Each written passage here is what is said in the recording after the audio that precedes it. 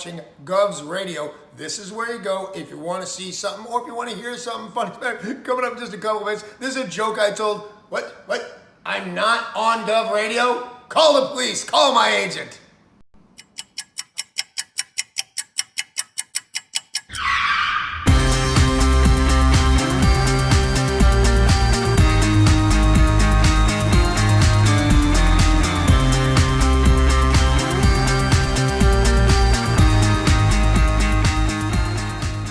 Tony, welcome to Go. Hey, Joe, how are you?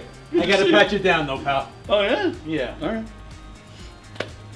Got anything on you? Anything I should know? I got nothing. Anything weird going on? What? Alright, you go in, Tony. Good. Thanks, Joe. Appreciate it. Thanks.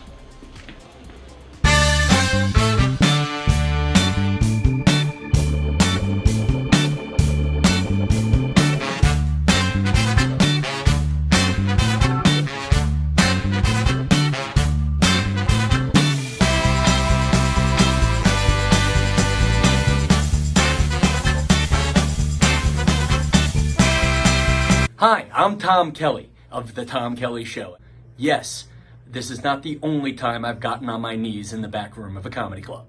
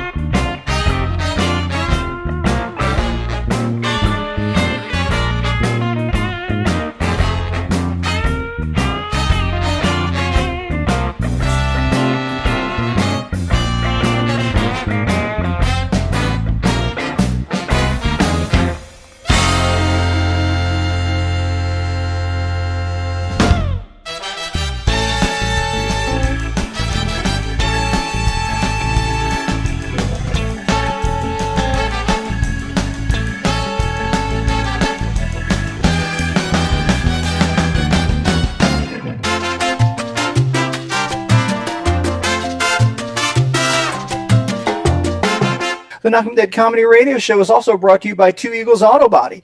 For more than 25 years, Two Eagles Auto Body has been the leader in auto body repairs and customer satisfaction on Long Island. Two Eagles Auto Body handles every type of auto repair from custom applications and restorations to repairs involving insurance claims. Give Two Eagles Auto Body a call and please ask for John Rossi at 516-328-2527. That's 516-328-2527.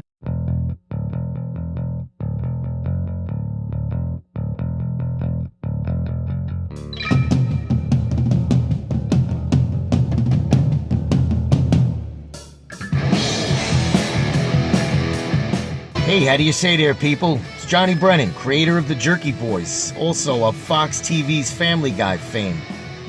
I just want to let you know you're listening to Tony on the Knockem Dead Radio Show. They're gonna keep knocking them dead, so keep listening, you wacky sons of bitch. Right there. Over and out there, sweet Charlie. Long time no see, man. Hey, man, I miss you guys, man, at Knockem Dead Comedy Radio. Hey Tony, you're not funny and you probably shit yourself a lot and you're no fun to be with and you don't make that much money and you're not going anywhere in show business and I hope you get hit by a bus.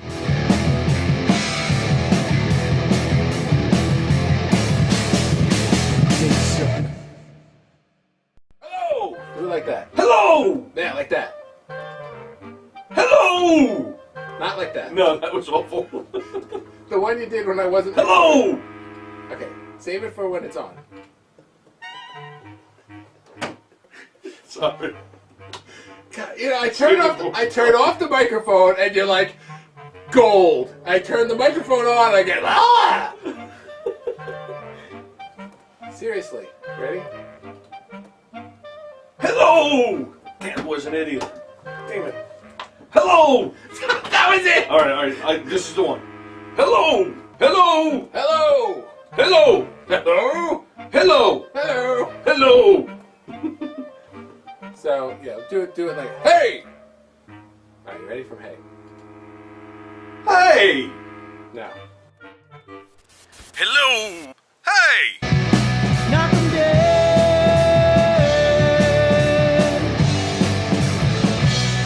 Comedy show.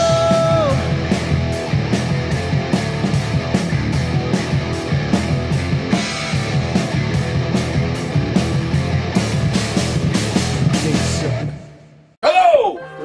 Throughout my career, I've met a lot of different people. This one right here used to headline Chuckles and Eastside and all these clubs. If you remember Claudia Sherman, Google her, she used to come out with a wedding dress and talk about how her wedding went all awry and this and that. She is here, when a comedian comes to see another comedian, that is the biggest honor a comedian can get. And I'm honored that you're here tonight. I love Claudia. Claudia Sherman, back in the day, was a great stand-up comic. We used to do all the clubs around the tri-state area, Long Island, New Jersey, Connecticut, all the clubs. Governors in Levittown. It's going to be a phenomenal night at Governors in Levittown. Hi, I'm Claudia. I'm with the Down Now. It's called the Down and Outs, and she's doing a show in the Giggle Room. When are you doing that? October 5th.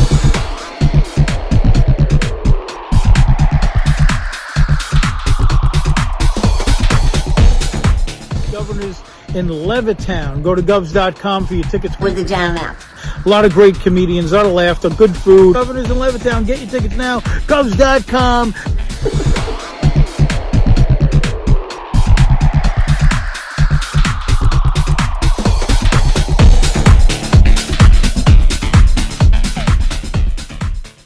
Throughout my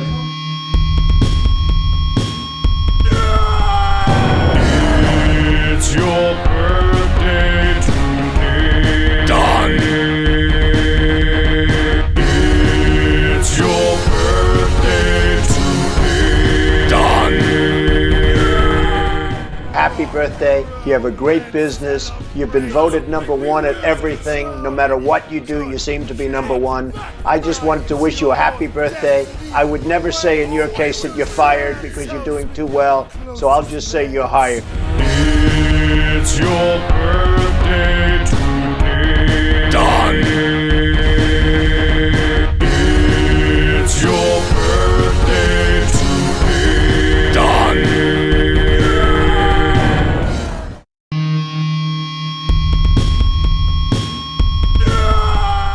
All right. There we go. Hi, everybody. Hello, everybody. Welcome to the Knockem Dead Comedy Show. It's Thursday. Michael's here. Welcome to the Knockem Dead Comedy Show. We're coming at you live from the legendary Governor's Comedy Club in Levittown. Streaming live on Gov's Comedy Club Podcast, the Facebook channel, the YouTube channel. We appreciate you watching on either one. Just making sure it's all organized. If you're watching on Facebook, we appreciate it. If you're watching on YouTube, if you want to join in on the conversation today and you want to hear your name read, you want to hear your comments read, please switch over to the YouTube feed. That is where we monitor the comments. We appreciate it very much. Please subscribe. Please share. Please like, hitting thumbs up, and telling everybody you know about all the great shows on Gov's Comedy Club Podcast. You right? Yeah, it's working. Frank C. says, greetings from Binghamton. Frank, what are you doing up there in Binghamton? Binghamton. John Rusiello, good morning to the Top Knockers. That's us. The Top Knockers. Nothing beats a good set of knockers. Oh, no. That's right. How are you, pal? I'm very sad. You're sad? Yeah, I'm What are you sad about? The Pillsbury Doughboy died. May I read the obituary? Yes. You didn't hear about this? I have no idea what you're talking about, as very usual. Sad. All right. Sad news. Please join me in remembering yet another great icon of the entertainment community. The Pillsbury Doughboy died yesterday of a yeast infection and traumatic complications from repeated pokes to the belly. Well, there's nothing wrong with that. He was 71. Oh. Doughboy is survived by his wife, Play-Doh, 3 children: John Doe, Jane Doe, and Dildo. Plus, they had one oven.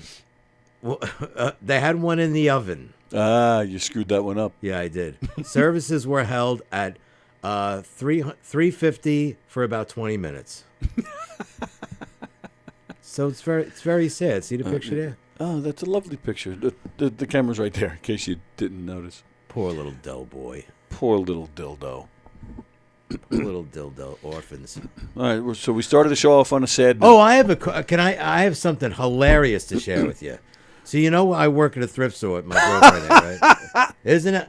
Oh, Yeah, there's more? funny. Wow. Yeah, there's more, a lot more. Oh, cool. So we get a lot of donations. Someone donated a bunch of precious moments. Remember the precious moments that Yes. were popular in the 80s, 90s? I do. Don't really give a fuck. I don't know. Yes, they were. So there's this little statue of a little girl holding a bouquet of flowers. Okay. With the word orphan across her chest. Oh. Who the hell would you give that to? An orphan. Yeah, so huh? Sorry, I think I may have kicked you. Your parents just got killed. You're now an orphan. Here's your little statue commemorating your orphanism. Your orphanism? Your orphanism. You just made up a word. I did. I was impressed. Good morning, sir. Good morning. Oh God. First, I'd like to say I love your new introduction of the show. It's really great. It's fantastic as usual. You do a great job. But Tony, do you remember your first serious relationship, your first love, like in high school? Yes. Okay. So when that girl and you got together, you forgot about all your friends.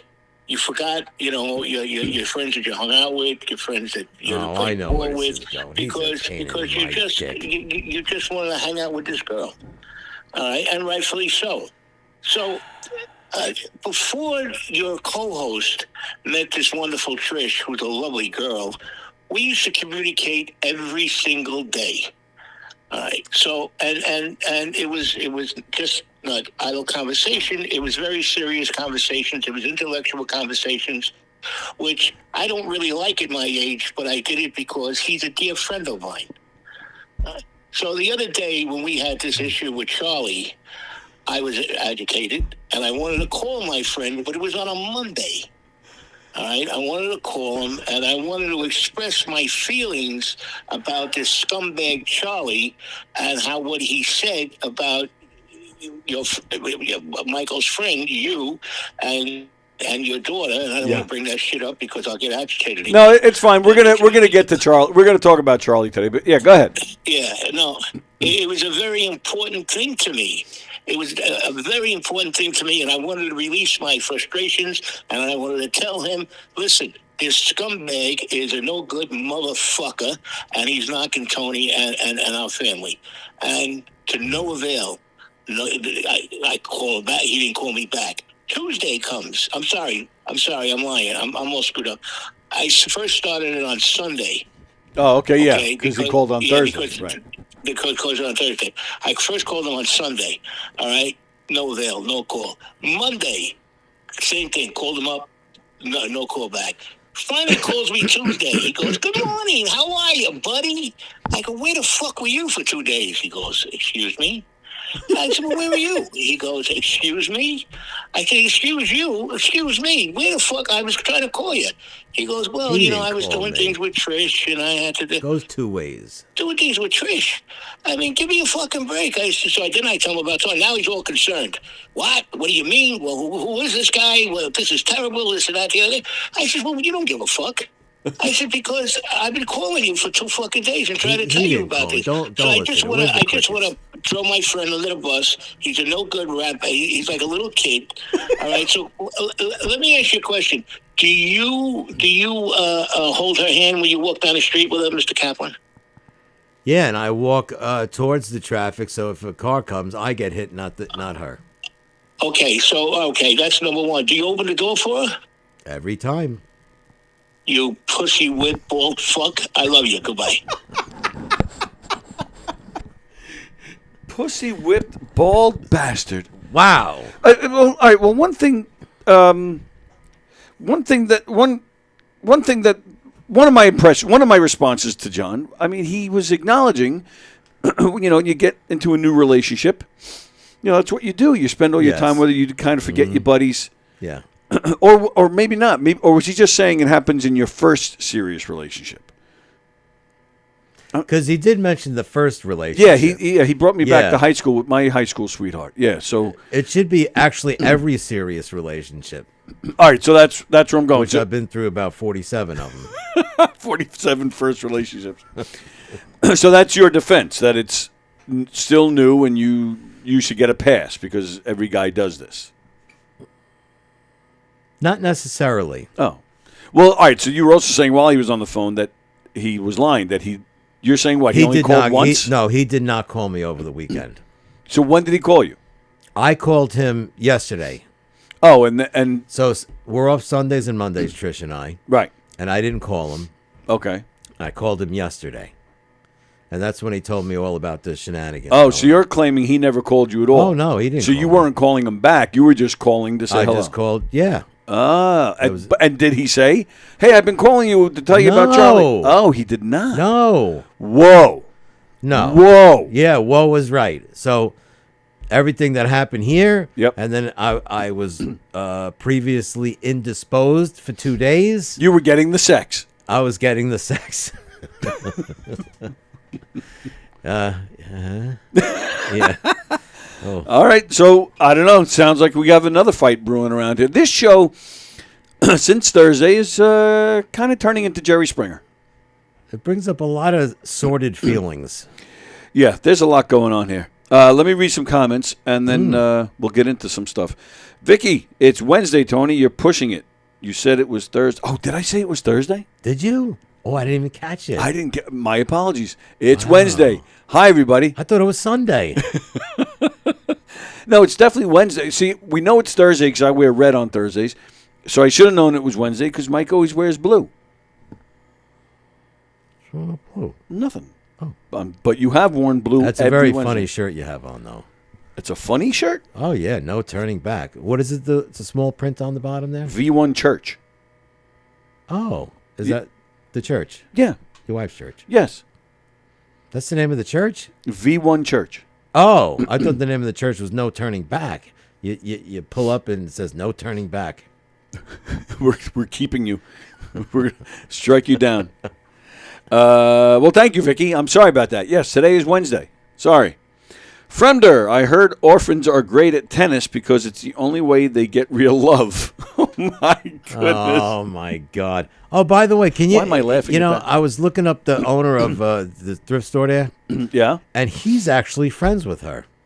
It says, like, I don't know why I was looking at it. I was looking at something, and I see Andrew Fremder. Wow. That he follows this lady, Debbie Loesch.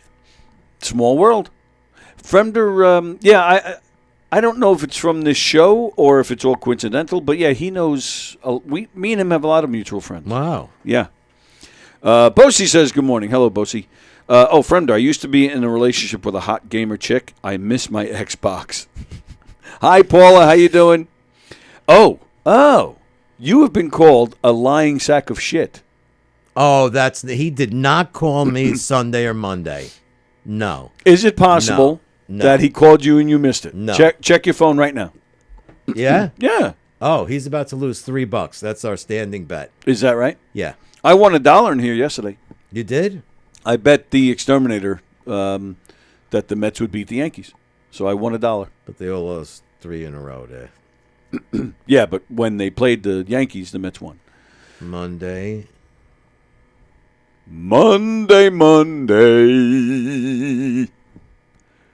Can't trust that I day. spoke to him on Saturday. I was working. Okay. And he didn't say anything then about Joey Cola? No. All right. We spoke for 4 minutes and 38 seconds. Sunday, no call. Let's see. And yesterday. All right. Now, before you put that down, just in case, because I know it's happened to me, for whatever reason, the call won't show up, but all of a sudden the voicemail comes through. He doesn't leave voicemails. John doesn't leave voicemails? No. He'll call, and so I'll see the notification that I have a missed call. Okay. And now I'm going to refer to my cellular device in the text message division.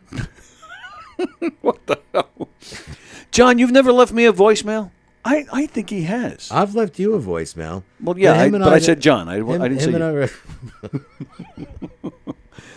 Let's see, Saturday. Oh, you're being accused of deleting the notification. I that would he not called. delete material evidence. Thrift stores are great, says Fremder. I used to get my condoms there. What? I we sell them there. We put little pinholes in them. I like Mike's outfit. It looks like I stubbed my shin on the bed. Huh? I don't get it. It looks like I stubbed my shin on the bed. Is he saying that's his knee and then black and blue is his? Oh, I don't maybe. know. That's good. All right. Are you ready for this? Not really. All right. I'm a little scared right now. There's going to be a lot of yelling. No, it's going to be not yelling. Yes, I left you voice messages, Tony, but I don't need to leave. I didn't think I need to leave Mr. Kaplan voice messages because we were so close at one time before he met Trish. He would see my number and call me back immediately or when, as time permits, like I have on my voice message. But, yes, I did leave a message for you. But, no, he deleted the call. He's a lying sack of shit. He deleted the call. He just doesn't want to own up to it because he, honestly, like everybody else, was outraged of what this scumbag Charlie was doing. Yeah. So, but he really was. And he can look all he wants. He can fool around all he wants. All right. I have a witness that, and once I mentioned this witness's name, because she was sitting right next to me when I called him, he won't dispute it. The woman's name was Dawn. Do you know a Dawn, Mr. Kaplan? Yes, I have heard the name from time to time. Okay, so if you deny or you're going to turn around and say that I'm lying when she was right next to me? Because to truth be told, she was the one that said, "Oh my God, you better call Michael about this. This is terrible." No. Hello? I remember yesterday. Now you're not saying nothing. No, he just said one word, John. He said no. No. Okay. Well, listen. Listen. It's no use. It's no use arguing this. This is silly. All right. Go on with your show. Enjoy yourself.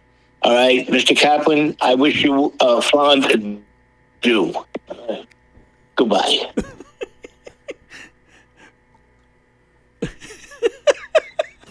See, Charlie's got everybody all fired up, man. And I'm going to tell you when John told me the story about this. Okay. He told me about it Saturday while I was at work. So, yes, he did tell me about it, but it was Saturday. I was at work. And then Sunday, Monday rolled around, and I did not speak to him Sunday or Monday. All right. So Bosie says, I just tuned in. Did our good friend Charlie come back yet? No, he has not. We're going to get to that in a second. I just want to finish this up. So, all right. So now we're getting new details. So you're telling me that that John called you on Saturday and told you what happened. I called John on Saturday while I was volunteering at the thrift store. And John did at that point tell you what happened. Yes. And then what? So you just said, all right, that's terrible, but I can't talk now. I'm at work. No, we had a short conversation. He told me everything that went on, and then I was off Sunday and Monday with Patricia. Oh, so you found out about it Saturday. So because John is claiming he left you a voicemail and didn't tell you until yesterday. No. And because I thought you agreed with that at we first. spoke Saturday. I'm so confused. Okay. John says very jealous, by the way, of Trish. I know. I'm joking.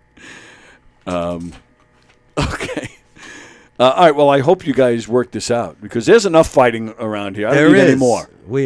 Like I said, this show is turning into Jerry Springer. Hold grudges against each other. Well, that's good to know. And that's the way it should be. You gotta have love in your heart. That's right. Love and forgiveness. John, you're watching. Little shout out to Jimmy Savarese. All right. You've said that name before. Who's that again? That was the police officer that worked with John Rusiello that always said, "You got to have love in your heart. Stop throwing staplers at people." Well, there's certain people deserve a stapler. If they're not going to accept the love, well then screw it. Throw the stapler. Throw the stapler. All right. So you know what? Let me play this video for you first. Oh. I have a video. I like videos. All right, check this out. Hey, Tony. It's Tony Soprano. The other Tony. I just saw that thing with Charlie.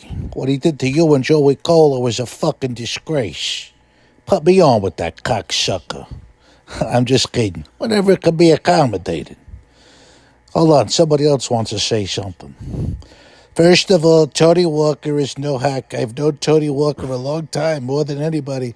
Does a great show. He's got millions and billions of people. They tune in. They love the Knockem Dead Comedy Show. It's the #1 podcast in the whole world. Everybody knows this. And everybody knows this. And Charlie, the hell with Charlie. Who is he? Charlie. He's a loser. Nobody knows who he is. And Sleepy Charlie, that's what we'll call him. Nobody knows who he is. I mean, he's talking to legends. Joey Cola, Tony Walker, all the other people that come on Knockem Dead. This guy's a loser. Tell him I said that. Donald Trump. Nice. Yeah. You got some heavy hitters in your corner there. I do have some heavy hitters in my corner. I'd like to know James Gandolfini. He came back from the dead to make that video. That's how powerful this studio and the people who reside in it are. Exactly. I couldn't have said it better I'm myself. sharp today. Watch out. I buddy. see that. Yeah. Paula said this is the best. John Russello with capital letters says, "Wow, that was great." That was great. It was great. All right, so I really was. And I'm going to be serious with this. I really didn't want to. I really didn't want to go further with this. This guy, he did. I mistakenly thought that. I really thought at some point this guy was going to let us all in, tell us who he was, tell us, what the purpose of his prank was all about, and kind of let us all in. Mm-hmm. And it never. Yeah, I guess I gave the guy too much credit because it never. Not only did it never come, but he hit me below the belt, and I tried to. I really don't like to get caught up with things people say because they're just words. I know you don't. But having said that, there's been plenty of times in my life where I have lost it due to stupid stuff people have said to me. I will tell you guys. And I was just informing Mike about it before we went on. So, if you were watching, you saw it was about 5 or 10 minutes before the show ended that Charlie, whoever he is, made fun of my daughter, and I did. I was visibly upset. After the show ended on Monday, Charlie was calling in. So I ended the show, and I picked up the phone, and I said, "Charlie," I said, "I'm off the air now." I said, if you're watching the show, so you must see that the show is ending and about to go off. I said, "So you're not on the air. It's just you and me. This is your opportunity to tell me who you are, to tell me what your plan is, tell me how you want this to go." I said, "If we work together, then this can be a better thing for everybody." And I said, and if you'd like to apologize too, that wouldn't be a bad idea. And the guy just hung up. So, I gave that guy a lot of benefit. I gave that guy many opportunities. Even on Thursday when Joey was here, he had plenty of opportunities to fix it and make it right, and he didn't. So he is a piece of shit, and he's not getting any more chances with me. However, when Don called on Monday, Don said the name of a particular person whose name is Charlie. All right, well, I take that back. He goes by the name Charlie. He's a comedian in the Cleveland area. and he goes by the name Charlie. I don't think that. So Don said the name on Monday. I'm going to refrain from saying the name for now, but I do have reason to believe even this comedian, we have reason to believe that's not his real name. But the reason I'm talking about him is, and I played you guys the clips on Monday.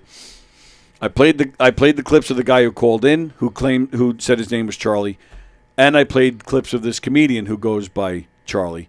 It sounds like the same guy to me. And many of you that I've talked to agreed that it sounds like the same guy. Now, the comedian and I have some mutual friends. And one friend in particular felt it sounded nothing like the same guy. And he doesn't know this guy to be excitable. He knows him to be actually the exact opposite, a very laid-back guy and a very loving guy. I talked to another mutual friend, who said the exact opposite and said, no, the guy is a lunatic and an asshole. I was like, oh, all right, that sounds like the guy that I'm talking to. So one mutual friend reached out to him, told him what was happening here, and asked him, if he'd like to, asked him if it was him. Asked him if it was in fact him. The text went ignored, which, I don't know, to me, that made me feel like it must be him then, if he's ignoring it. But then just this morning, I find out that he did respond this morning to this mutual friend and denied that it was him. Mm-hmm. Last I heard, this mutual friend was trying to convince that Charlie to call in. That Charlie, the comedian, also told the mutual friend that he has in fact been hearing from a lot of people from New York. Yeah. And he's very concerned about it. Mm-hmm. Now, so some of us think this is the guy and he's just shitting a brick because he didn't expect us to find him. Yeah.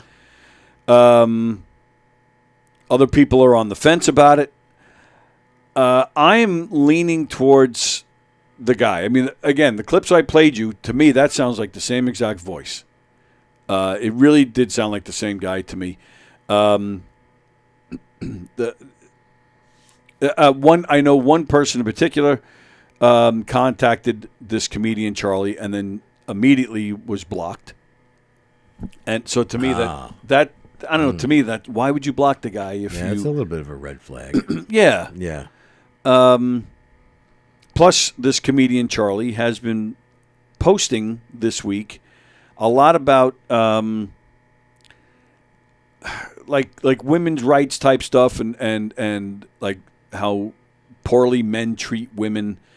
And I can't really get into that, but that does tie into this. I admit I'm not giving you guys the full story as to why we think this particular Charlie is the Charlie that's been calling. Now, on Monday, so we did the show Monday with Charlie calling in. Monday night was, Steve Squared was on. Charlie was commenting during Steve Squared he wanted to call in. But Steve Squared, they normally don't take calls. I wasn't going to let him mess with their show. So I wasn't about to give him the number again. I just commented. I said, this show does not take calls, and I left it. Don's show. Happy birthday, Don Sill. Happy birthday. We had Donversations is normally on Fridays, but we had a bonus episode this past Monday night. Charlie was saying stuff, commenting during that show. I did not see it. I was here Monday, so I didn't get to watch Donversations at the time. So I didn't see Charlie's comments, but I did hear that he was commenting during the show. So after he was, going after other shows, he was reported to YouTube, and he was. Okay. Yeah, and we have not heard anything about the guy since. So that's where we're at. That's the update. I don't know if Charlie, the comedian from Cleveland, is going to call in or not, The phone lines are open. The number is there above Mike's head. Charlie in Cleveland, if you're watching and you'd like to talk to us, maybe you'll convince me and I'll owe you an apology, because I have contacted this comedian from Cleveland. I haven't said anything bad, but I have contacted him because I'm like 95% sure it's the same guy. You do. So if he wants to convince me it's not him, I'm all ears. If you do convince me, I will definitely apologize to you. Or maybe not. Maybe it'll turn out that it is the same guy, and I'll have to beat you up. So I don't know. So I don't know if he's going to end up calling or not. I don't know what's happening here, but that's the latest. Sure. When John initially told me on Saturday, my initial reaction was the guy funny? So I was playing the devil's advocate. One of the reasons why I was saying that, because everybody wants a viral video, right? Okay. Are you paying attention? Yes, I am. Oh, thank you. Everybody wants to go viral, right? So I'm like, well, maybe this guy's trying to make a viral video with Tony in a roundabout way about himself. But he's not. He can't do that because he's not identifying himself. Right. So that point is moot. Not necessarily. Maybe he. One of the when it was happening on Thursday, when I'm sitting here in the middle of it, a million thoughts are running through my head. And I first off, I will say, I personally didn't find anything funny about it. He was disrespectful to Joey immediately. So I didn't find it funny at all. Now, the reason I'm saying this is because, to your point, I'm saying not necessarily because I know, and I think I did explain this when Joey was here, or was it the next day? I forget. There used to be a guy that used to call into this show regularly. And we had no idea who he was. He would call in. He called himself Mike the Joke Explainer. Oh. And he would call in, and he would tell the worst dad jokes you've ever heard in your life. But then he would go into this whole long-winded explanation of how he wrote this joke, and that part was hilarious. All right, this is not. The phone rang. I got all excited. Yeah. But it is not him. But we'll take this call. I'll get back to my point in a second after we take this call. Hi, honey. I'm sorry, that was the funniest part. Oh, yes, it was. That was the only funny thing that the man has said. I do want to bring up. Yes. And I listened to the entire thing again. I'm sorry. I know. As much as I would like to watch it just once, part of it. The guy mentioned, and like I said, none of you have ever mentioned it, but Charlie said, you're just in a little room in the back. How does he know that? A little bit more localized than Weber, Indiana. A little bit more localized. Yeah, but there's been times that we've said that, and in fact, Joey may have even said that day himself. I don't think he did. But we have. But again, that's an interesting I didn't hear anything mentioning about a little room in the back of Governors. I did pick up, because at one point I said something about this studio, and he shot back, "It's not a studio. It's not a studio." So that struck me. Like, how do you know that? I mean, I personally think it is a studio, but well, everybody who knows anything, what did that used to be years ago? We all know. We don't have to mention it right now, but we all know what that room used to be. Right. So, and it's in the back of the club. That's a very specific place. Yeah, but even if Joey didn't say it that day, we have said that in the past. I don't know. This guy just shows up out of nowhere and then brings it up. Like he's been doing homework all this time. That's the part I can't really talk about. His timing was very very suspicious, but I can't really get into it this time. Why? Right. Yeah. But I do want to say, I was listening to it again. I mean, if you look at it from an outsider, yes, was he very rude? Absolutely. Was he obnoxious? Absolutely. But it was very smart. It was very smart because, I mean, like how you said, you do have times where you do blow up. And he just knew he did everything as far as like, okay, let me do it very nice and calmly. Okay, yep. I apologize. But you're a fucking idiot. Excuse me, I don't ever curse. But he just blew up. Yeah. But he did it every single time. He rolled it back and then pushed it forward. Rolled it back, pushed it forward. And then to egg you on more, okay, let me call you back. Does that not annoy every single person and make them to the point of where, are you mentally stable? But I find that this guy knows exactly what he's doing. He did every call on purpose, and it was gold. Yeah, that was about it. That was my initial reaction too. I like Joey and Don, like they were all saying, "Oh, this guy is bipolar. He's nuts." So they've right. That's your first reaction. That's your first reaction. But if you rewatch it, like I said, my first reaction that day was, this guy needs to have a hot bucket of AIDS dumped on him. But no, that's what I'm saying, though. My initial reaction was, this is a prank. This is a guy who knows what he's doing. He's doing it on purpose. Yes. But I've since had a lot of people disagreeing with me on that. So I've kind of switched gears because I just assumed I was wrong. But let me ask you this. Let me ask you this. Do you think so you watched on Monday? That's when I played the clips of this other guy. Do you think it's the same voice? I was hanging out with Keegan. Keegan said yes. I say no. Oh, okay. You know, but then again, it's very hard to distinct between when you're playing a recording and then when it's live over the air. Yes. The tone and the pitch were a little different. But I do get where you're coming from, where this guy, I did listen to that, and I watched a few of his videos, and I tried to put it together. I was like, it's iffy, but if you got concrete stuff, I'd say roll with it. Hi, Kaplan. Hi.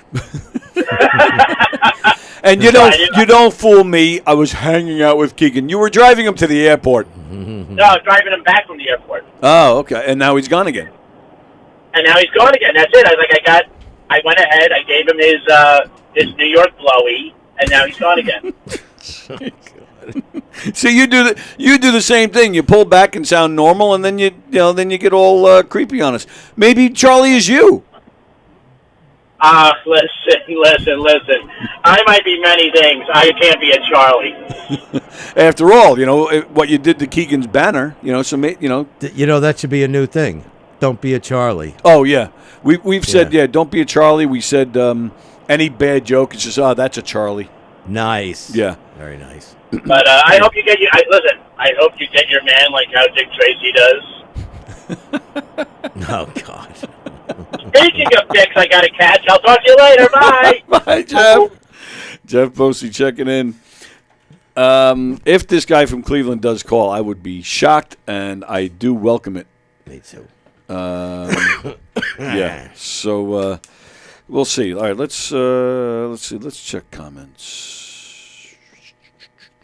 Vicky said, "Oh my God, so fucking funny." She's talking about that video. Fremder, how come everything I say something about Charlie gets deleted? I don't know. Are you serious? Is that really happening? I don't know if the guy's been blocked once YouTube was contacted. We haven't heard a peep from him since, so I don't know. Isn't there usually an investigation of some kind? I have no idea. I've never. Yeah, I don't know. I really don't know. Oh, there's Zach. Zach says, "Mess with one of us, mess with us all." Oh, nice. Team Zach. Yeah. John Rusiello, Charlie needs a hot poker up his ass. Wow. There's Mickey Delaney. Mickey's watching. Hi, Mickey. Mickey Zach thinks that that Charlie knows someone. Yeah, I'm leaning that way too. Especially, I mean, how often do you say, "Oh, we're in a small studio in the back of the place"? Yeah, not terribly often. No, but it's not like once in a blue moon either. It has been said several times. Yeah. But I don't know. Would the guy do that much research into what? Stop it about my soup. It's soup or what? I've never seen you eat soup in the 25 years I know you. It's ice water. No, I said soup because the first 8 times you saw me with this, what do you got in there, soup? I like to know did you get that at the thrift store? Yes. Or a garage sale? No. No? Yes? Yes? I don't know. It looks like a garage sale item. I think it was just Amazon. I honestly Amazon sells deadly weapons? Amazon sells everything. Yeah, I know. Amazon sells babies. They do? And puppies. Dead puppies? Thought I was weird. Vicky, it would be one thing if the things he said were funny, but he insulted Joey and made very disparaging comments. Yeah. To and about you and your daughter. He crossed the line. Yeah, agreed. Well, crossing the line with your daughter, yeah, no question. But we disparage each other all the time. You would make fun of each other, poke fun. Yes. See, I didn't listen to it yet, so. There's one thing, and we've talked about it on this show, especially when there's other comedians in here. And even forget this show. You hang around backstage and listen to these guys, the seasoned comedians. There's very the boundary is very far. Like the boundary is way far off, and if there even is a boundary, right. These guys will go after each other about anything, and it's hilarious. I love it. It's my type of humor. But you can tell by the tone, by the way it's said, that it's a joke. And I will admit, if you're not a comedian, if you don't hang out in a comedy club like I do, it might your boundary line is a lot closer. It's lines that you wouldn't cross. There's definitely a shock value to the civilian, so to speak. Yeah, where you're like, oh my God, I can't believe you said that. I can't believe you went there. Mm-hmm. The attitude is, hey, I'm just joking. So nothing is off limits. But no, but this guy wasn't that when he called on Monday. He was mean, and plus too, it's usually it's comedians who know each other that go there. That's true. This is a guy who did not still hasn't fessed up who he is, and just it was obvious he was trying to make Joey look bad. Here's Joey Cola. No, is Joey outside of Long Island? Is he a household name? No. I think there is maybe a small percentage of Long Islanders who don't know who he is. Right. However, the guy rarely goes anywhere on Long Island without getting recognized. I'm sure. Not to mention that he's just, we're skipping the most important part. He's fantastic at what he does, which is why he's known. He's one of the best, and he's just one of the nicest guys you'll ever meet in your life. And that goes, so that's you put out, is what you get back, So people want to meet him. They want to talk to him. They want to tell him how much they enjoy him because he puts out that energy that I'm a nice man, and he is. People come up to him. Thank you very much. I appreciate it. What's your name? Like he's not quick. Thank you very much. I appreciate it. No, he stops. Oh, yeah. Who are you? What do you do? He's just the greatest guy. So you could just tell this guy was trying to shoot him down. It was obvious. Did he cross any lines? No. But again, you can just tell he had an agenda. You can tell he wasn't kidding. And then having said all this rambling, you don't. One thing I think these comedians won't do is pick on somebody's autistic daughter. I do think like there's certain things they won't do. Now, having said that, years ago, on that couch was Tim Gage and Chris Monty, and we were live, and Gage was talking about when he was a kid in school. Now, Gage was a child of the 70s, late 60s, 70s. So, and he had dyslexia. The guy couldn't read. Yeah. And unfortunately, in those days, it wasn't really handled properly. No. The poor guy was made to feel stupid. Later on in the conversation, we weren't even talking about it anymore, but I forget. Gage starts picking on Monty for whatever reason, and Monty turns to him and says, I don't have this verbatim because it was a while ago, but he said something like, who are you to talk? You can't even read, stupid. Which, now, me, sitting over here, I was like, whoa. Yeah. The two of them were cracking up. They've known each other for years and years and years. So when you have that kind of relationship, we have that kind of relationship. Yeah. There's very little. The amount of things we can't make a joke about, it's a very small box. It is a very small box. Like, I've known you a long time. I would never say anything about your children, and neither would you. Right. It's not funny. It's not funny. It's horrible, actually. And I know a few guys who would go there with each other or would go there with me. I'm sure they're also on this show. Speaking of my daughter, when the first 2 years of this show, I had Eric Shevlin was a co-host, and he used to do it on this show. He used to say things like, "Oh, Sammy's developing. Sammy's becoming a good-looking young woman." He would say, not my humor. I would never say that. Right. But yeah. I didn't get mad at Eric. I didn't cross the line. I didn't play along because I felt that crossed the line. But having said that, I know Eric. I knew he was coming from a joking place. Yes. So I didn't want to keep that going. Still not funny. Right. That's my thing. I didn't get mad at him. Yeah. And I really, honestly, I didn't care. But I don't find it funny, so I didn't continue it. One time we were sitting in this room on the air, and we were comparing guests. Like, he would bring in some guests, I would bring in some guests. And we were comparing who had better guests. Okay. Excuse me. So I was trying to say that, the guests that I brought in were better. And we were now picking on each other over certain guests. We were actually name dropping, which, was not a smart move on our part. But he was, that particular guest was boring. I was like, oh, yeah, well, that particular guest was stupid. We're going on. And a few months before this, he brought in his younger son for the whole show. He spent the whole show with us. And at the time, I think this kid was probably,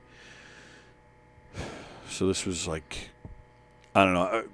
So he was probably around 12 somewhere, give or take. And he was jumping around the whole time. He was, like wouldn't let anybody speak into the mic, and he was being a typical, pre-teenage boy. But I swear I was joking, but I just took the opportunity. We're naming all these guests that we didn't like, and I was like, your son. Just joking.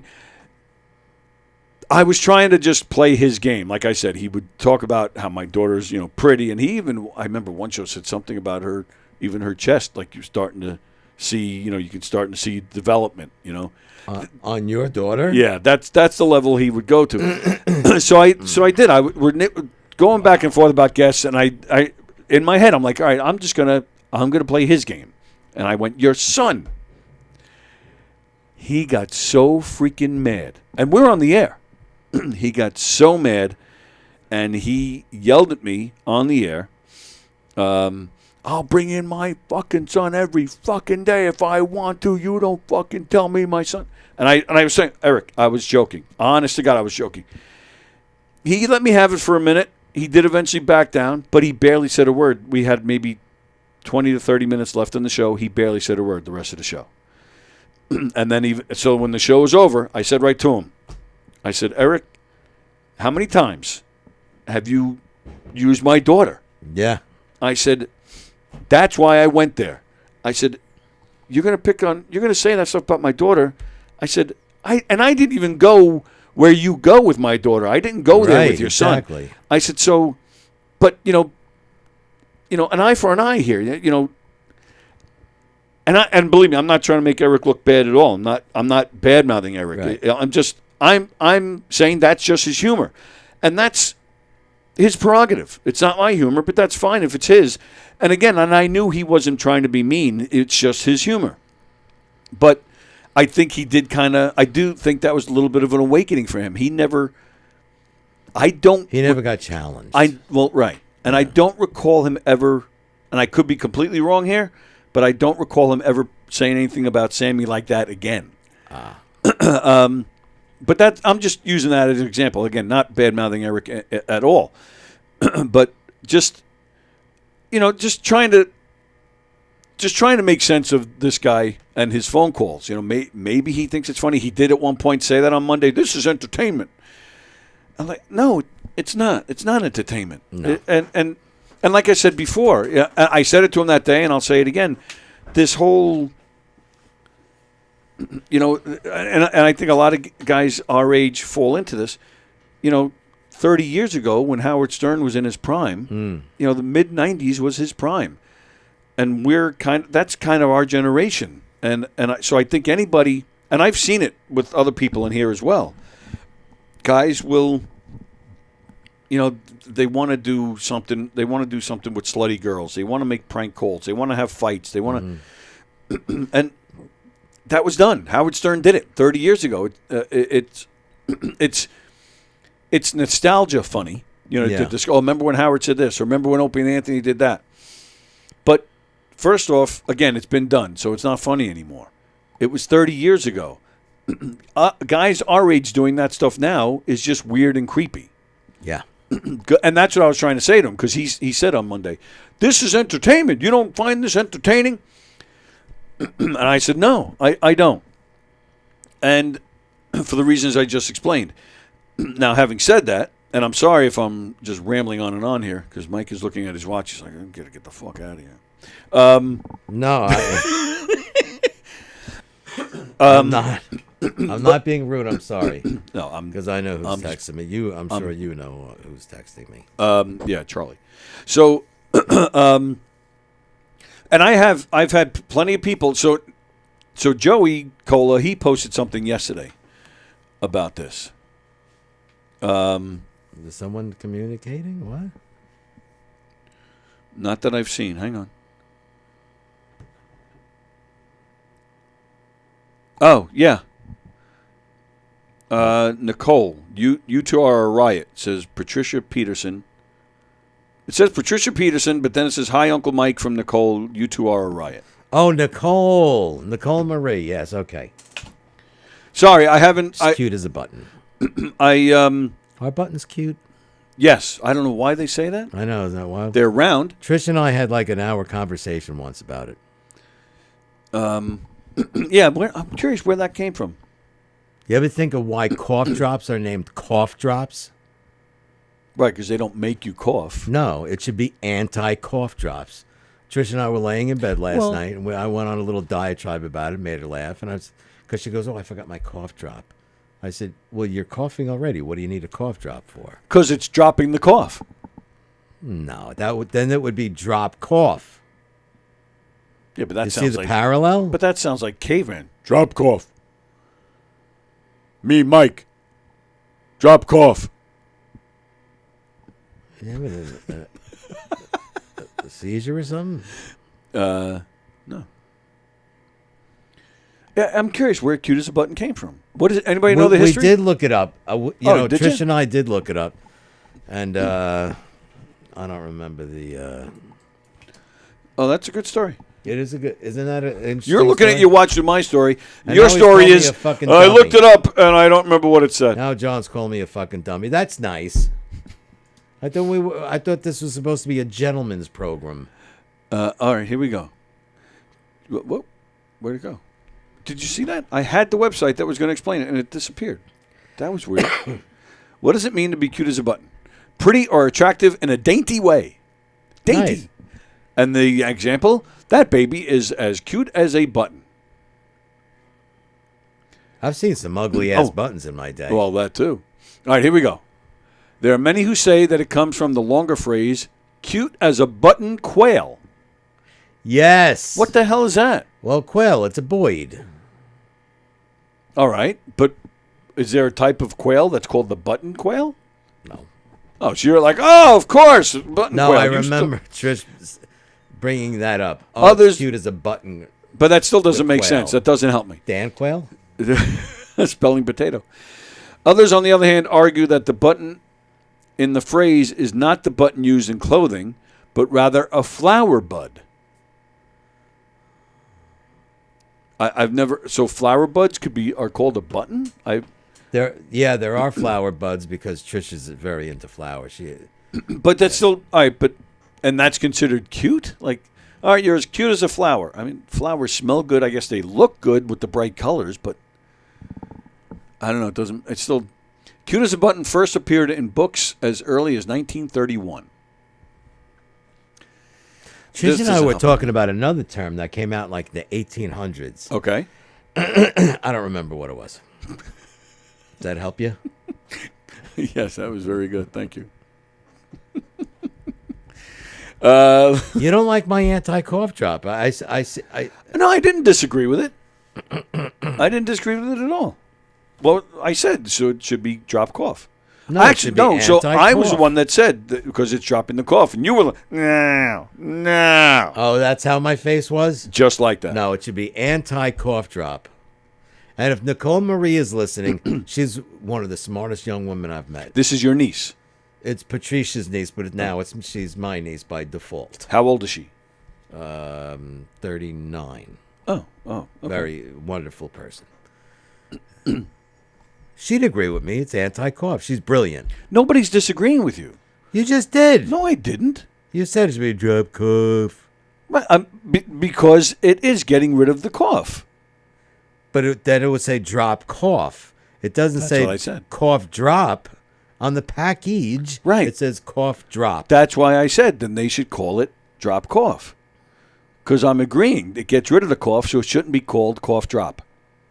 All right, how about toothpaste that is made in a gel form?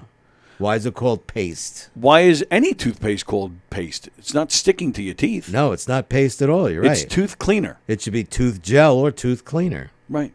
Cleaning of the teeth. But you know what it comes down to? Just don't give a shit. Like, is this really all you have to think about? No, just things pop in my. I don't know if I've ever. You know, when you do these programs, yeah, aren't you supposed to show whoever's listening who you are, invite them into your You're absolutely right about personality. that. Absolutely, And this is my personality. Yes, you're just like absolutely your right. personality. It's much more defined than mine. Really? I don't know. Let's read some comments.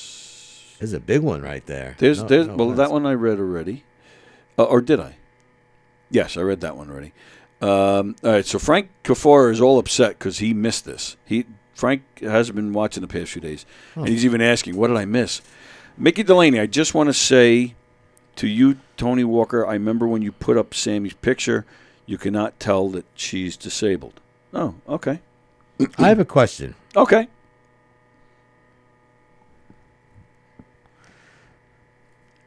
She talks well, right? Yes. Has she ever been here? No. No, okay. She's been in the room. She's never been on the air. Okay. No, she won't do that. Because she is cute as 10 buttons. Oh, thank you, pal. Well, yes. Right? She looks like her mom, so yes. I don't know about that. No, she would never. You know what the 3 taps mean? Well, you tap me a lot more than 3. Yeah, I know. But no, 3 I don't. taps is I love you. Oh. Well, that's why you kept going, because I hate you. Yeah. Exactly. Is now all right. So here we go. So we're doing random thoughts today. So yeah, knock 3 times if the ceiling. If you want me, is that? Oh yeah. Always have to bring up music. All right. So knock 3 times. Right. So does that mean I love 3 you? 3 times is I love you. Yes. That's what I'm asking. You Is that what the song means? You should do that to Sammy. And she'll get all crazy that I touched her. That should probably punch you. No, but then she'll say, "What was that?" And you could say, "It means I love you. Oh, all right. I love you." And it means that to who? Like who came up with that? Is that a sign language thing? Like who does it mean I love? Like who said that means I love you? I don't remember. Fremder, nice thermos. It looks like a Star Wars droid. R2 drink you. Is the comment under this showing up? Yeah, the thermos, yes. No, Mickey. Mickey says you do not make fun of disabled people. I make fun of myself. I'm physically disabled. But no, I would never make fun of... You know what's funny? I don't see you disabled. Well, then you're not looking. It's a compliment, you jerk off. I know it is. Thank you. John Ruscio, these guys that joke about each other, this guy knows nobody, especially you, Tony. Joey is amazingly kind in nature, says Bosie. Fremder, I remember the time I found out I was dyslexic was during an emergency. No one showed up because I dialed 119. Oh, my goodness. Oh, God. Being dyslexic is tough, but it comes in handy being a Jew, says Fremder. I don't get that. Say that again. What do you say about Fremder Jews? says, being dyslexic is tough, but it comes in handy being a Jew. What does that mean? Do they write? Yes, they write like the Chinese. They write from right to left. Right to left. Really? Yeah. In Hebrew or not in American letters. So in Hebrew, they write it right to left. I did not know that. I've seen obviously Hebrew writings, but I had no idea it was written that way. Yeah. Wow, I did not know that at all. Carol Miner says the best bald duo. Oh. How do you like that? Thank you, Carol. Carol. That's what I wanted to do, going around with this whole Charlie thing. I wanted to thank Carol. I wanted to thank Joey. I wanted to thank Don. I wanted to thank John Rusiello, Andy Plajanos.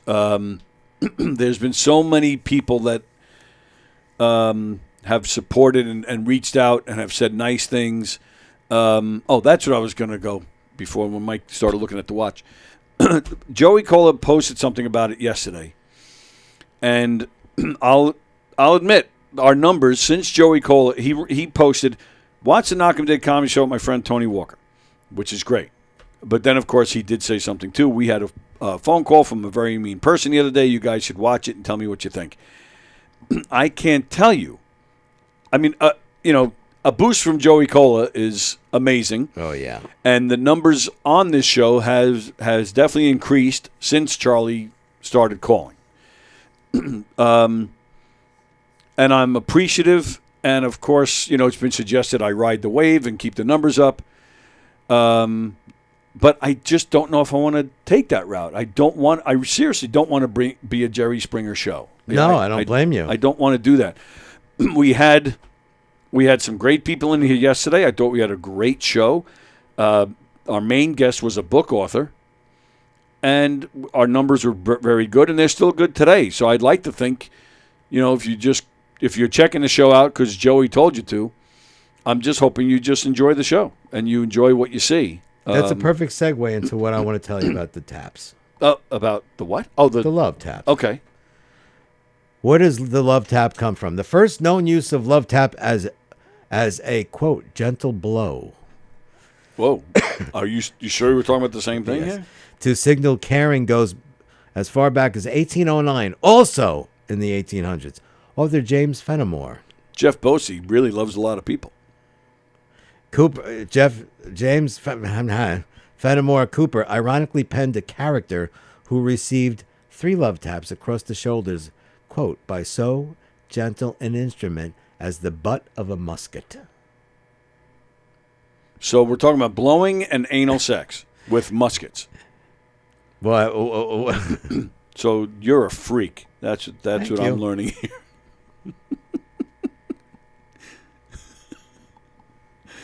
I do have too much time on my hands. All right, I'll finish this sentence and then I'll be done with it. I want to thank Carol and John and Jeff and Don and Andy Plajanos, and even with Joey's post yesterday. Then, I have had a lot of comedian friends reach out. Hugh Murray's been very supportive. And that's the thing. I'm trying to, I don't know where this is going to go, but this coming Monday, Hugh Murray's going to come in. And he wants to talk about it. And Will Sharon is going to join us, and because they just heard about it.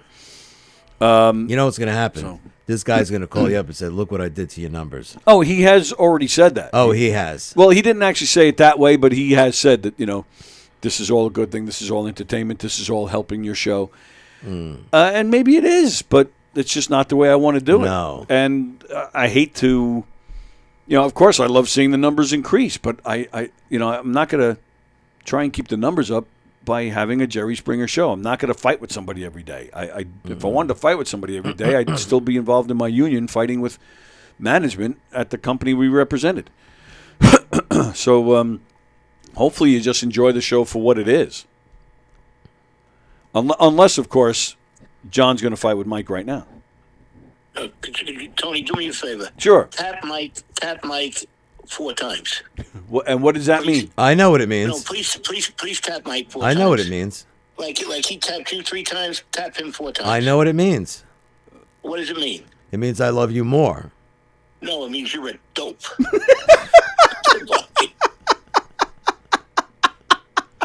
Oh, he hung up. It means you're a dope. Wait till I get back down there. I'm going to whoop his butt.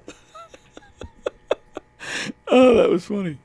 Fremder, I feel like I'm watching 2 Audi belly buttons have a conversation. That's funny. That's funny. That's pretty good.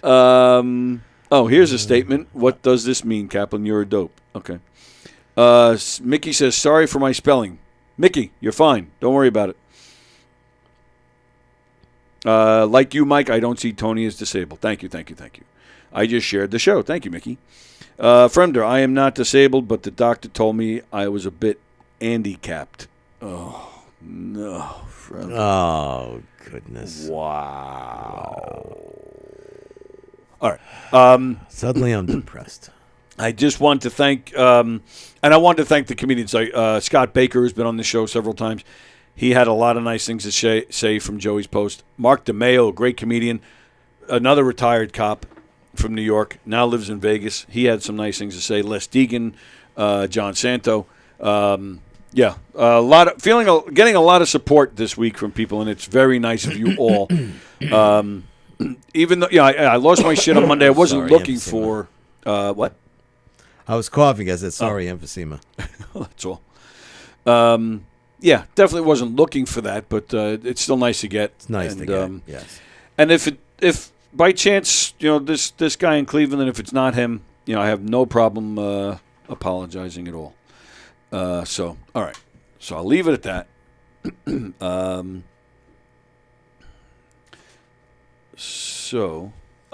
Speaking of cops, I got a nice story involving police. Nice. I've been holding on to this story for like a week or two now. Why?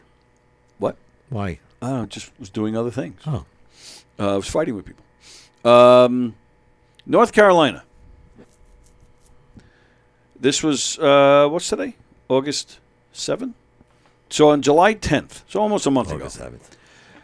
Union County Sheriff's Office in Monroe, North Carolina, received a 911 call reporting a lost child. When officers arrived at the Waxhaw Indian Trail Road, arrived at Waxhaw Indian Trail Road. Yeah, that sounds like a street in North Carolina. Mm-hmm.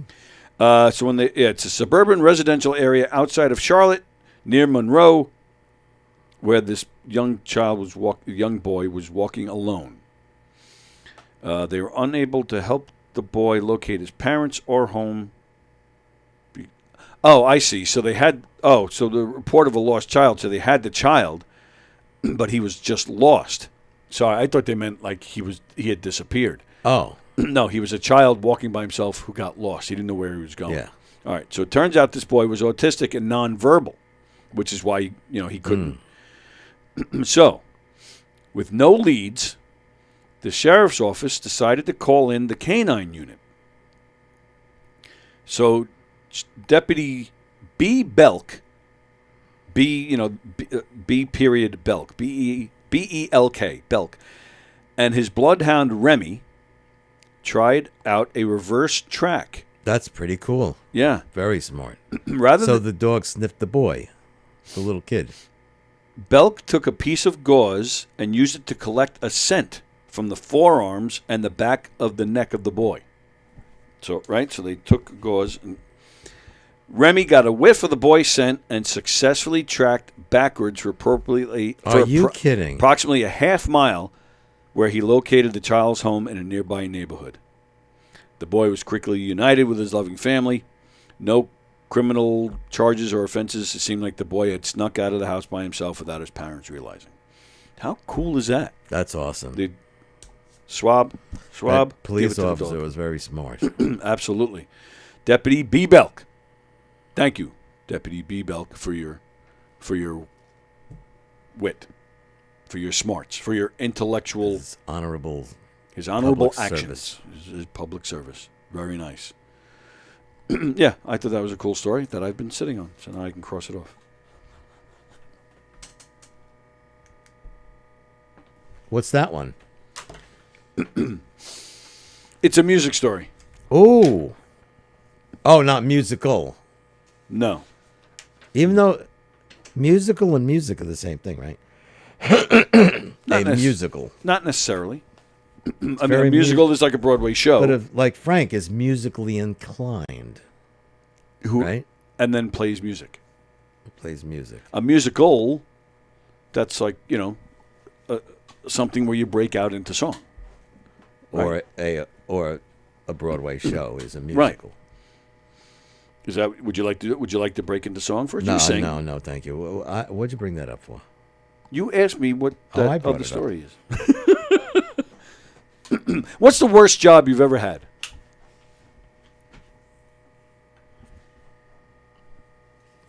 Are you going to say this? What's the worst job you've ever had?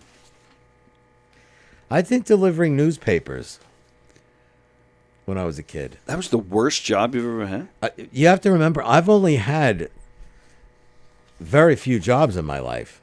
Because you're a lazy fuck. Yeah. No. My whole life I worked in the highway department. Right. Or the Army. Oh! I figured it out. Driving a school bus. Yeah, I would think that's... I did not enjoy it. And not because it's not an honorable job. It's an important job. Kids have to go to school. I get it. But it was the monotony of, first of all, you got to get up at, when the chickens are howling. And chickens howl? What do? They cackle? Sure. They cackle? Yeah.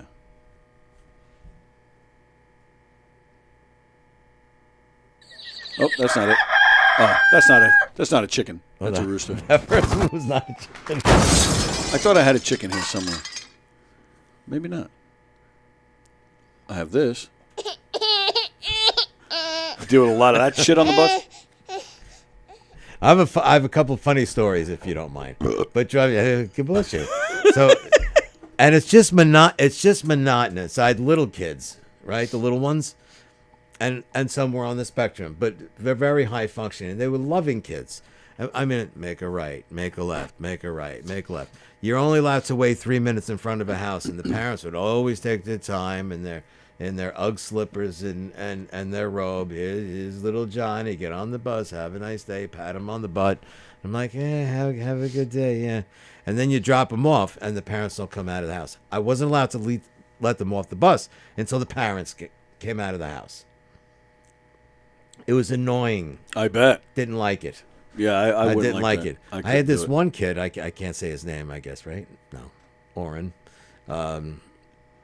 See, right there. You're going to name your kid Oren? Like, Oren. You just know this little shit is going to be a little shit. Like, and he was actually... What kind of name is Oren? And actually, he was a genius. He was in, like, what do you call this? Asperger's. Not Asperger's. Maybe he did have a little touch of Asperger's, but he was genius because another kid said, "Oh, he's in that special class, with all the smart kids." He goes, "Mr. Mike, I'm going to be sick." It was a real windy, stormy day in the bus. Mr. Mike. Yeah, and I'm not going to lie to you. I'm going to admit it. I drove a little erratic at times. Yes, I wanted to bounce the kids around. So what did Oren say to Mr. Mike? Said, Mr. Mike, I don't feel good. I think I'm gonna puke. Now, if someone throws up on your bus, you got to clean it up. Oh. Yeah. I don't know. Maybe this kid was a genius. He pulled out this little bag like you put a newspaper in, and he puked right. He had his own barf bag.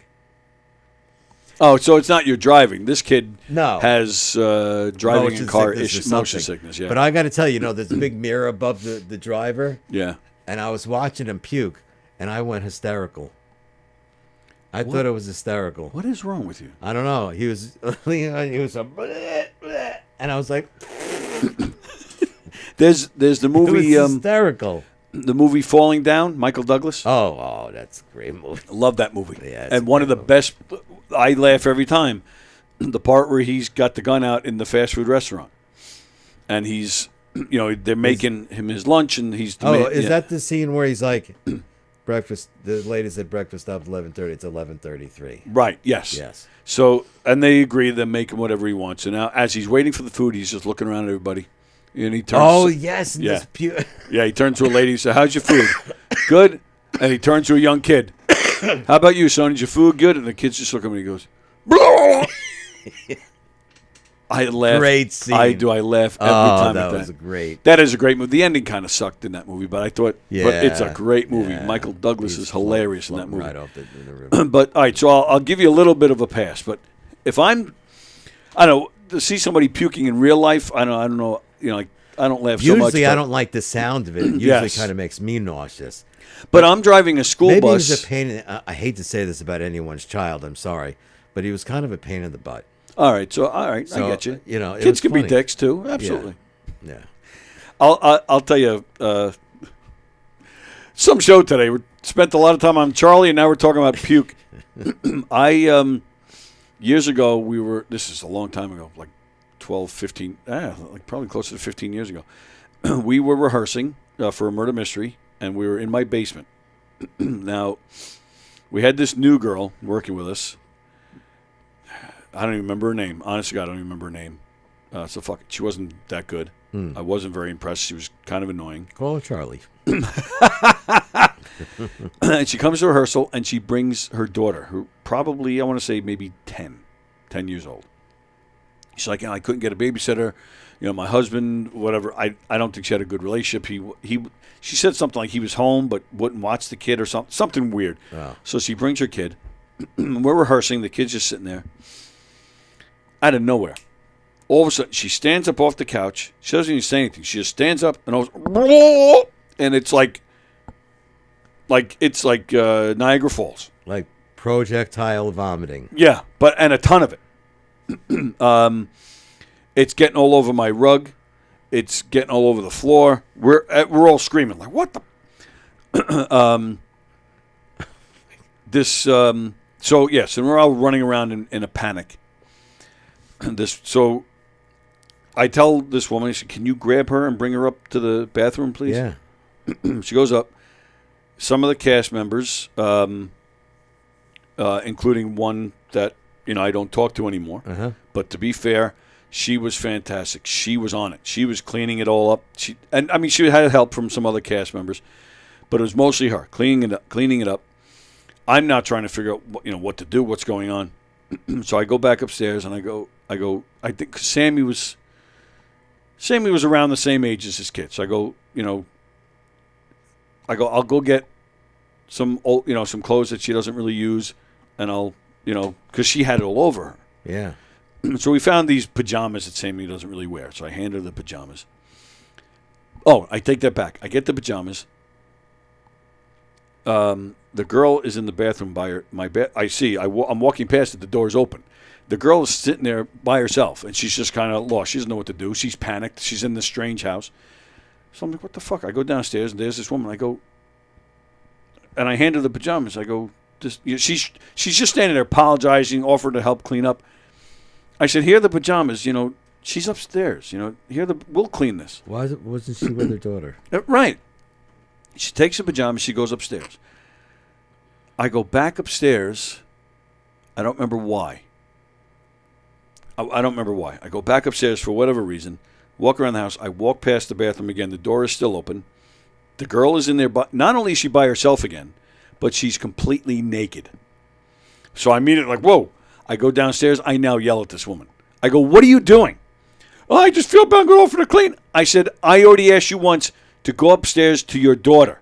I said, I handed you the pajamas. Yeah. I said, why am I walking through my own house to see a little girl who I don't know walk in my house naked? Yeah. I said, go upstairs and dress your daughter with the pajamas I gave you. I said, and then take her home. And I don't even know if I think this girl did one show with us, and then I was done. But so I basically threw her out of the house. Like, get her dressed and go home. I'll wash the pajamas. So I'll she get back. didn't even give a shit about her daughter, really.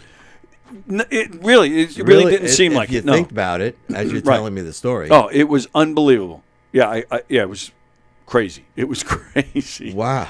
This 10-year-old girl who I don't know, there's this close, and she's naked, and I'm like, oh, I swear to you, and like instantly, I'm like, I'm going to get arrested for something. Like, this girl's going to accuse me of something. Yeah, exactly. Like, get the fuck upstairs, and it was crazy. It was crazy. Who wouldn't tend to their child that's being sick? Right. She's sick in a house with people she had never seen before in her life. I wouldn't leave her side. She wasn't throwing up on the murder mystery material. No, we were just in my basement rehearsing. It was a bad joke. Oh. That's why she regurgitated. Oh, like the show was so bad she... No,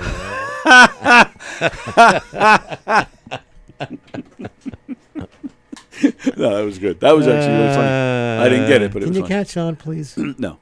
Fremder, I can't believe the Who is now doing ballet now. Who are you? Toot, toot, toot, toot. Fremder, didn't I say that when I first reported about that story? I think I did that. Toot, toot. I think I did that joke.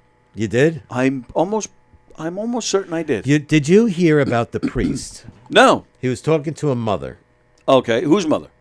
Just a random mother. Just stick with mother, as in the mother of a child, or mother of like a the child. head nun? No, the mother of a child. Like, mother of a child. You made me think of this joke. Okay. So the priest says, "My child, do you read the good book to your son at night?" And she said, "Yes, I do, Father, every single night." And what is your son's response? He always says the same thing. It ends with Frodo destroys the ring. Okay.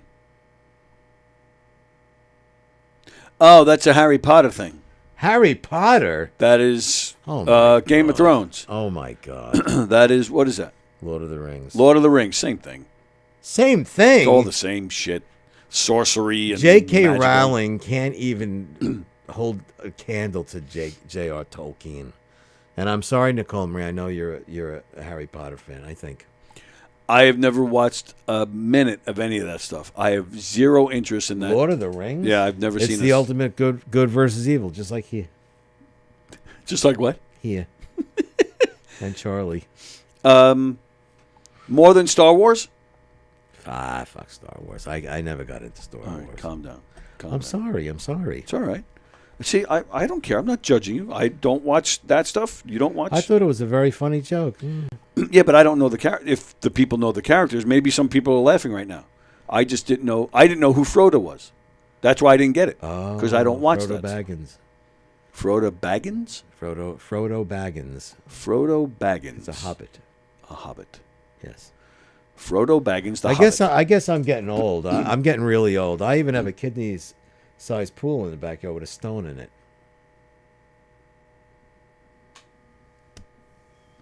See, now that one I wish I didn't get.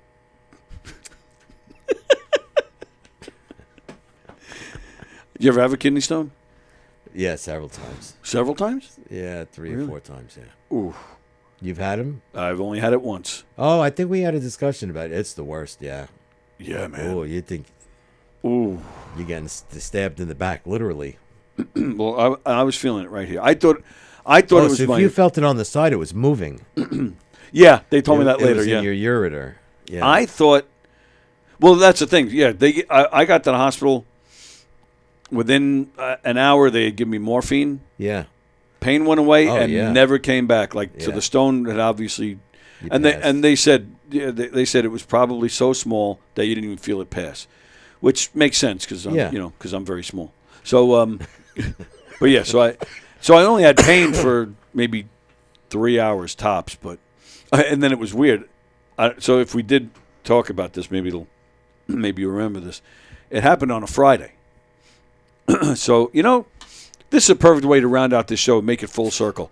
Because Joey loved talking to Charlie. He loved every second of it, and he said it was a nice way for him to push, God and having faith and praying for people, and this was like, so Joey felt there was kind of like a reason that happened, and it was the same thing here. I had this kidney stone. I was in the worst pain of my life.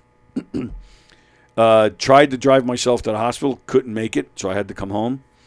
I came back home, and I went right to the bathroom, started throwing up. It was like 5 in the morning. Oh, so you had it bad when you're throwing up. The pain was that bad. Yeah. And it was like 5 in the morning, and the kids, this was 2012, I think it was. My kids were little. Yeah.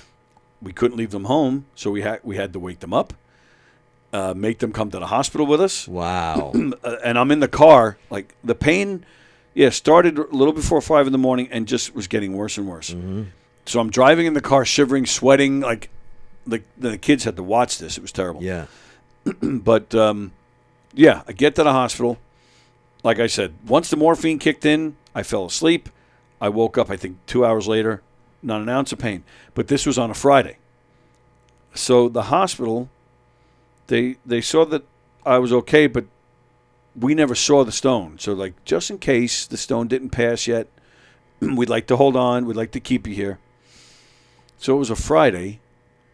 And I guess because I'm not in emergency anymore, I'm not in pain, because there's really, I'm sure there's a lot of other more important things going on in that hospital.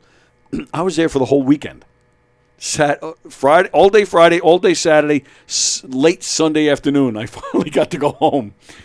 But the again, everything happens for a reason. So I ended up having a great time.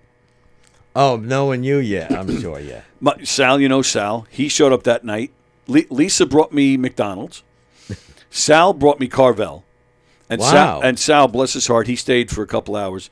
I'm sharing the bed with this other guy, and me and Sal are being me and Sal, and this guy is laughing his ass off. And he's like, I never thought I'd be entertained in this in the hospital. He goes, and he even said, you guys are like twisted. Like you guys aren't right. So we were just laughing. But so Saturday night, nurse comes into the hospital, into my room, and I did a lot, grabbed the crutches because I didn't have the prosthetic with me. I don't think Lisa ever brought it. So I'm just, hopping around, and I'm, going through the hallways, flirting with the nurses, doing my thing. But one nurse comes in, she goes, I need a favor. I mean, okay. I thought she was going to say, can you shut up? Or, something. Yeah. There was a gentleman across across the room from me. I forget it might have been diabetes. I forget now, but they were amputating his leg the next morning. She's like, can you go talk to him? So I did. I hopped on over. His wife was there. I think there were 2 of his kids were there. I sat with that family for a couple hours and just sat with them talking about, just talking about the whole life of it and, the whole thing. These people were so appreciative. And it was nice. I'm not trying to make it about me. This poor guy was about to lose his leg, but it was there was a nice feeling of right place, right time. I got to calm this guy down a little bit and let him know it was going to be okay. I saw him quickly the next day when he came out of surgery. I'm honestly not sure if he was completely, had his bearings or not, because I think he still might have been drugged up a little bit.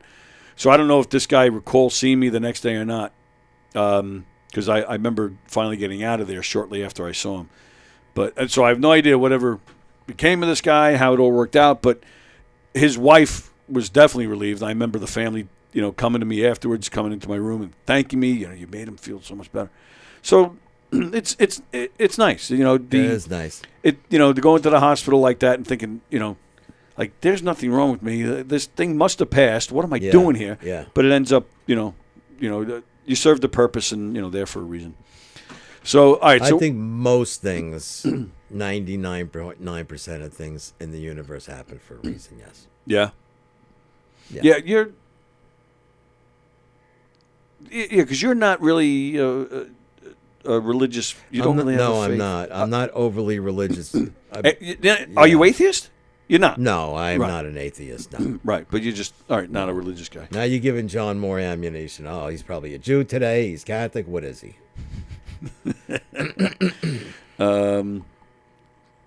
I told you he's a dope. That's what he wrote. All right, Fremdo, I haven't read this yet. You know what? I'm going to read it first before I read it out loud. Yeah, we've read this before. The priest's favorite key to singing with the choir is A minor. All right. Oh, so my God. I'd really like to put this Charlie thing to bed.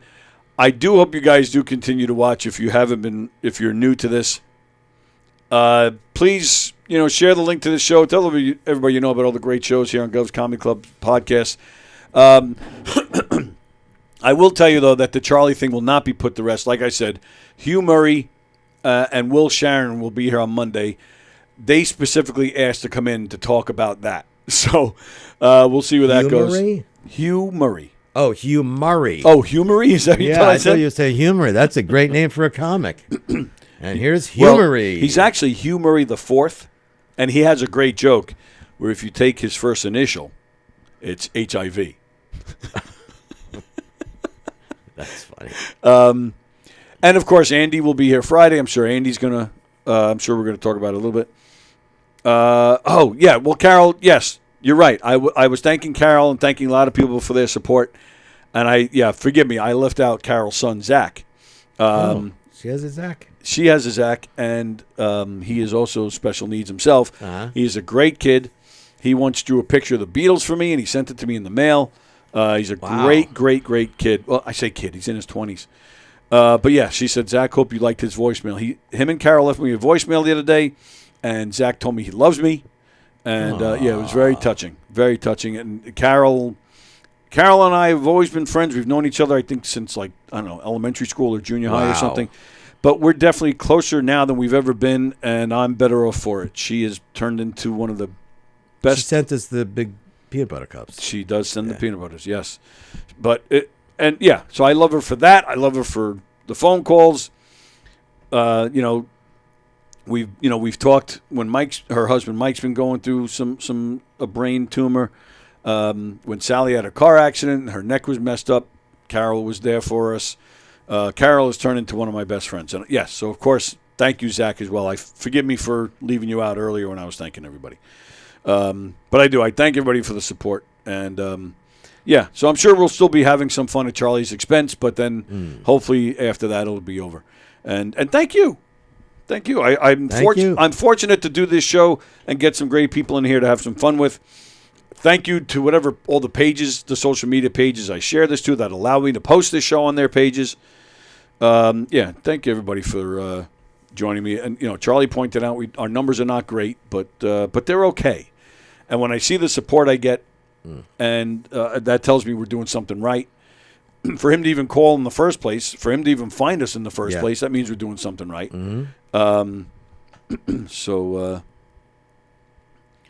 What? Karen writes, Sam here, buddy. Oh, Sam here. Same. I'm an idiot. I'm thinking, oh, Sam's there too? Sam who? Oh, you didn't know Sam went to Sammy? Yeah, right. She said Zach. Yeah, she's talking about my kids. My kids left. They're sick of you. They're down in Texas. All right. We're out of here. Today is Wednesday. I got it right this time. So that's it for us today. There's nothing else going on. So join us tomorrow. Coffee with the Dog at 9 a.m. 11 a.m. I'll be here with Frank again. Our host is Ed Ryan. I've been talking about him. I'll say it again. Ed Ryan, he made it big on the Long Island scene in comedy back in, I want to say, early 90s. I saw him several times back then. Great comedian. Friends with Joey Cola, and he came up with a lot of these guys. And I'm curious tomorrow to talk to him because I don't know why, but I'm hoping to find out tomorrow. He stopped doing the comedy, switched gears, and is now a musician. I shouldn't say now. He's been a musician, a Long Island musician for several years, but he reached the same, in the Long Island scene, he was known in comedy. he's reached the same level in the Long Island music Wow. scene. So, yeah, I find that very that's interesting. quite an accomplishment. Yeah, very talented guy. He's a little nutty on stage. He jumps around like a maniac. So, like a Tasmanian devilish. I like it. Yeah. Like the energy. He plays in a lot of different bands. He works with a lot of different people. So, yeah, we'll have a lot to talk about with him tomorrow, and hopefully it'll be a lot of fun. So, looking forward to that. So, and then, and that's Thursday. So, tomorrow, and I think, right. So, Circling the Drain is on tomorrow night like it normally is. They're normally on at 7, but tomorrow night they're on at a special time. They're going to be on at 9. So, that's tomorrow night. And then Friday, of course, Coffee with the Dog in the morning.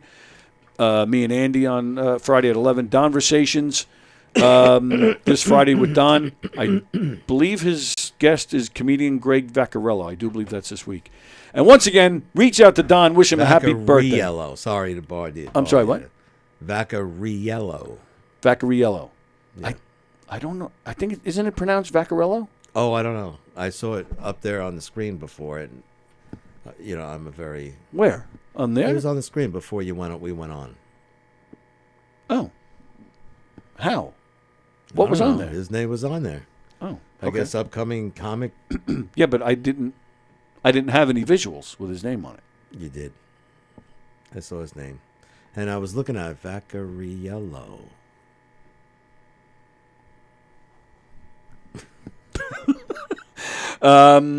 Great show, says John Rusiello. I'm proud to say you guys are my friends. I think the I was supposed to be left out. Great show. I'm proud to say you guys are my friends. Right back at you, pal. That's a nice thing. Yeah. After he Say it back. Say it back. I love him too after he balled this out. Reach into that camera right now on the screen. Tap it 3 times for John. Do it. All right, good enough. I wanted you to go There up you to, go. but Wasn't that loud enough? yes. Yeah, likewise, John. All right, and what do we got going on here? Governors, let's see. So, tomorrow night is the big night. Mark David Hirschman, I'm covering Mike. Tomorrow night, there are a handful of tickets left. Tomorrow night, here at Governors in Levittown, Mark David Hirschman, the Stand Up for Epilepsy show. Mark is in it. Chris Monty, Eric Haft, and myself. So you got a lot of great stuff happening on that show. That's going to be a great time. And I don't think that's it. I think there are other comedians joining us as well. And, of course, Mark's podcast partner, Mike Keegan. Mike Keegan and Friends, Saturday, August 17th. Sorry. What the hell? Wow, he's looking at his watch, and now he's, like, yawning or something? No, I wasn't yawning. I was sighing. Sorry, should I just stick to Mike Kaplan happenings? Is that what I'm promoting?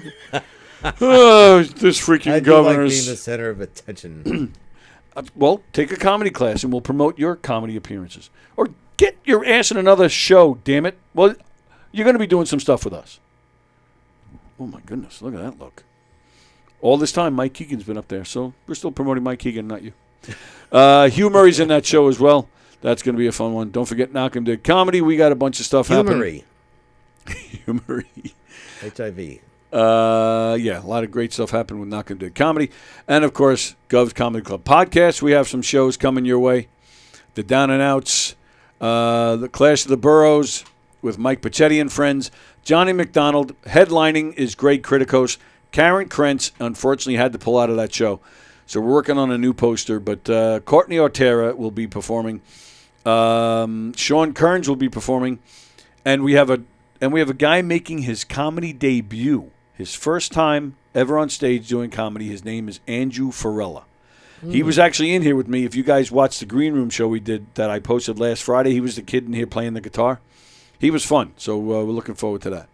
And, of course, another murder mystery in December. So there you go. And, of course... Can I be in that one? Which one? The one in December? Or anyone. Yeah, I told you you're going to be in some. I'm still working out all the what are casting. you hollering at? I'm not. I'm not. Yeah, we have a nice busy fall, so yeah, I got to figure out all the casting. So yeah, I definitely will need you for some at least. And then of course this weekend on a Gov stage, Tara Canastraci, she's great. I love her. Sean Brown has an open mic tomorrow night in the Giggle Room. And then Friday night, he has a show in the Giggle Room. Joe Cravella is going to be a part of that. Chris Roach is performing in the Giggle Room on Saturday with Kathy Arnold and Emily Santosis, and I believe Deb Diamore is a part of that as well. Alvin Kwai is playing, is it the Brokerage or McGuire's? I forget, but he's playing one of those places this weekend. Jeff Bosey says he can't wait. I'm assuming he's talking about the Murder Mysteries. Yeah, can't wait for September 14th, the one you're not doing with us, Jeff, you prick. But it's a good reason. Knockem Dead Comedy is performing a private show on the 14th, so don't come because you're not invited. So instead, on September 14th, Jeff, forgive me, I'll get the graphic and I'll add it to my list here. But so on September 14th, come to the Giggle Room. Jeff Bosey and friends that night in the Giggle Room. So that's going to be a great show. Go support Jeff. Go support Jeff. Go support Jeff. Don't go to Port Jeff. Go to Levittown and support Jeff. Yes. It was like, Jeff. We are so stupid, ladies and gentlemen. Thank you, pal. Thank you. We'll see you next week. Who cares? Enjoy the rest of your Wednesday. We'll see you later.